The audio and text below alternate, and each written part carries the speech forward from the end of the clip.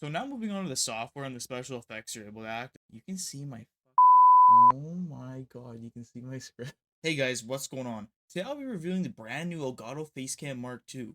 Don't forget, if you enjoy this video, do me a favor and leave a sub on the channel. It's very greatly appreciated. This Facecam is a 1080p 60 FPS camera with an option for HDR, allowing you the utmost and best quality when enabled. In today's video, we'll be going over the quality, some special effects, the price, and lastly whether I recommend the camera or not at the $150 US price tag. Also, before we go any further, I forgot to mention right away, this is not a sponsored review. I bought this with my own money, as you probably can tell because I have 60 subscribers. This is not sponsored by any means. Everything you see here about this face cam right here is a raw review, no nonsense going on. So first off, this camera at 1080p with HDR enabled is truly gorgeous. But I do have two small complaints. So the first one is the color. Sometimes, as you can see with my PC right here, the color is like on these lighter colors, kind of gets a little faded. Well, so I'm doing it right now. It's actually not too bad. But sometimes I've noticed that the color does get a little faded, as you can see right here. Well, not with this color. Regardless, I'll stop yapping about that. And number two is the visual noise. You can kind of see it everywhere, especially along my black shirt here. There's lots of visual noise, especially on this shoulder right here. Sorry, still learning how to use the face cam. But yeah, lots of visual noise as you can see kind of everywhere, especially on the blacks, like the darker colors. The headset, you don't see it at all. And on my skin, you don't particularly see it either. But on my background, like on the wall, you can let me get out of the way. I'm still learning, bro. This one right here, you can see a lot of visual noise there. Kind of, it might be hard to see because I don't know if you're watching this on a phone, you may not see it as much. But if you're watching on like a full size monitor, you will see it a bit more. But it's not too bad. There is a setting in there to enable to lower the visual noise. I have it on the highest possible setting, as you'll see here right away. But for me, it can be a bit much for sure. But then again, I'm a very big hater of the visual noise. I hate it. I can't stand seeing it. But really, it's not that bad here in reality. So now moving on to the software and the special effects you're able to act. You can see my fucking, oh my god, you can see my script. So guys, the software is incredibly simple. It allows you to easily tune and like play with the settings. There's not a whole lot going on here that the average person can't figure out. Like me personally, I don't know what the hell I'm doing when it comes to like visual equipment, like your video equipment. I can just play with OBS and that's all I know at this point. But I'm still learning, right? But after playing with these settings for about 10 minutes, I was able to figure out what I like and what works for me. So me personally, these are my settings right here, as you can see. Feel free to copy these, although I don't really recommend it because you should, if you were to get this face cam yourself, I would recommend that you fine tune the settings to your environment and your lighting, all the things like that. So your environment really fine tune it to you so it makes sense for your skin tone, your environment, all of that. I'd recommend you do that. But these are my settings. The one thing I do recommend that you do copy is the visual noise. Again, I'm an extreme visual noise hater. I don't like it. As you see it when it's off, it's going like ridiculous. When I have it on high, it's not so bad. And here's what it looks like with HDR off and HDR on. I kind of almost like HDR off. I'm not gonna lie. Not really. Kind of grays and fades it out. But see, that's what it looks like with HDR on and off.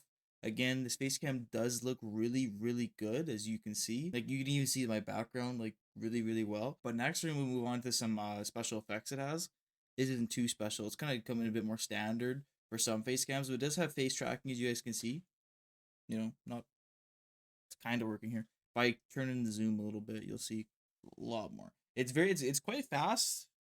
Well, it's okay. It's not too crazy. It's fast enough to be passable. But then again, I wouldn't recommend running it this zoomed in anyway. Personally, I have mine at 118%, and I really like that. But next, we'll move on to some of the effects. As you can expect, there's like the mirror and flip options, and I'm upside down. Whoa, crazy, right? That's really weird looking. But and then here we have some special AI backgrounds. And before I go any further, if I need to mention that these only work with RTX series cards. So if you do not have an RTX 2000 card, so 2060, 70, 80, blah blah blah blah, and forward, so 3000, 4000 series, and eventually the 5000 series, probably coming like the end of this year. This will not work for you, to my knowledge. So if you have an AMD GPU, this might be something for you to consider if the AI backgrounds matter to you. To me, these don't matter in the slightest. I do not care. But here are some of the backgrounds. We got a standard blur, which you can turn up to 100%. And it looks pretty solid. Like, it captures me and even the headset, like, really well most of the time. And I'm just, simply shifting back and forth here. It does look quite good. The only thing that's kind of getting cooked here is, like, this part. the little mic I don't really use anyway, and then this little metal piece right here. But regardless, it looks really good with the blur. Or it looks really good with the blur. It looks really good, and it's able to constantly like match your environment. Does that make sense? I have no clue. Regardless, on to the next point. So here's you got this weird kind of like, I don't know what to call this. You got this black one. It's a nice little black background if you really want to hide it. And then you got this. Mm, nice little office environment. I kind of like that. I don't love it, but I like it. New media broadcast. The most boring one here. This one's the live one. That's actually pretty cool. Cool little office environment. Almost like Dubai. Like kind of pretty. Little news anchor vibes.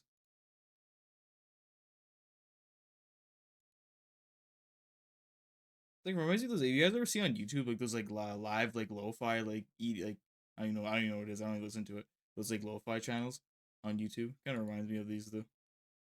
And you could also add your own background. Will I be doing that? No, but you can. It also has one more special effect as of now, or maybe there's more that you can download. I'm not particularly sure, but yo, I'm actually cooked. But it does have this one last special effect, which is really weird. It is the constant eye contact filter. So personally, I'm looking at the bottom of my screen right now, and you can only see I'm looking at you. It's really weird looking. I don't like it. I would recommend that you don't use this unless you're trying to troll people, because it is really, really weird looking. So finally, guys, we're gonna be moving on to the price. So one thing you can expect with this face cam is it should cost you about 150 US dollars or $200 Canadian. I'm a Canadian, shout out my fellow Canadians. So this face cam is not particularly cheap by any means, but it's not going to burn a hole in your pocket that's too big. But in my opinion, when it comes to face cams, you really do get what you pay for. If you pay for it, a $60 1080p face cam, you're going to get $60 worth of quality, and it's not going to be great. It'll be passable if you just want to keep it up in the corner. But like as you can see here, I'm recording like nearly full screen. It looks really good. So when I go and put this in the corner when I'm gaming or streaming, it'll look fantastic. And most other face cams in this price range don't offer the automatic HDR like tuning. They normally have a really crappy autofocus that looks bad. Actually, this face cam, to my knowledge, doesn't have any focusing technology in it. So it's always just gonna look this focused. Which is actually quite nice because then I can just do things like this, throw up on the camera, and it always looks look good. So that is nice. But so when it comes to the price of this face cam, it's $150, $200 Canadian. With this face cam, you're getting the ability to plug it in and just play, and it's going to look solid. If you spend the extra 10, 15 minutes to learn your settings, it'll look even better. So if you're in the market for a face cam and you have about 200 US dollars to spend or less, I would recommend going for this one. I tried out the Razer Kiyo Pro, not Ultra, but the Razer Kiyo Pro previously before this, and that one was straight hot garbage. I don't think I'll ever try anything Razer again. That's the point. Razer does a lot of things cool, but not good. They're the king of aesthetics, but at the end of the day, when you're gonna spend 150, $200, even $400 for their Kio Pro Ultra Face Cam, you don't always get the best quality. Or with the Kio Pro Ultra, I'm sure you do get amazing quality. I'm not gonna negate that fact, but it's not always gonna be what you hope for. And their software, like the Razer software in general, is atrocious. It almost feels like malware at times. I don't recommend it. Personally, but again, I'm a very big hater when it comes to that. I do not recommend anything Razer, especially as everyone.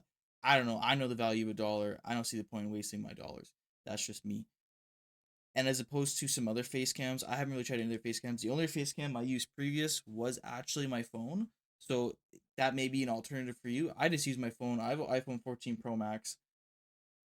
Gets the job done for sure. Sorry, I'm getting already get distracted by my phone. It gets the job done for sure. There's multiple programs you can use on your computer to use your phone as a face cam. The one I used is a Camo, if I remember. If not, someone yell at me. To use the, I'll link it in the description to Camo. Right, you're able to plug it directly into your PC or just do Wi-Fi connection. But bear in mind, if you do use a Wi-Fi connection, it's gonna use a bunch of data. So if you have an internet cap limit, like we do here in Canada with TELUS, garbage by the way, um, you'll very easily go over if you stream just, I don't know, 2 3 nights a week for a few hours, right? So like it'll use a lot of your data. So if you just plug it in straight to the PCs, you say I got my cord here, this that, you can plug it straight in. It works fantastically. There's essentially like zero delay, so you don't have to do any like audio tuning where like audio delay, like syncing. That's the correct term. You don't have to sync it or anything like that. And apparently, I didn't know this, but apparently Elgato also has their own software. It's called the Epoch Cam, where you can use your phone as a face cam. I don't know if it's as good as Camo or not. With Camo, you have to. It's a free service, but we'll look at that with everything. If you don't pay for it, there are going to be things that limit you. Like for example, with Camo, I only ever use it as a corner face cam, never like full screen like this, because it can only go in. I think it was 720p and 30 FPS.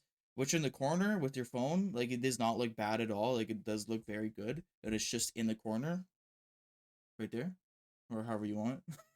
But the point being is it does look very good. You can also try out the Elgato software, which I wish I would have tried out while I was, using my phone. But now with personally the Facecam, I'm happy to have this because now I can record full screen videos and they look fantastic. But I'll stop yapping. If you guys did enjoy the video, thank you very much for tuning in. Leave a like and subscribe. And also, I stream on Twitch every single. That's bullshit. I'm lying. I stream on Twitch all the time at twitch.tv/John. Link will be right on your screen right here. You should be able to click it if I remember correctly. But yeah, if you guys enjoyed, have a good day. Peace out.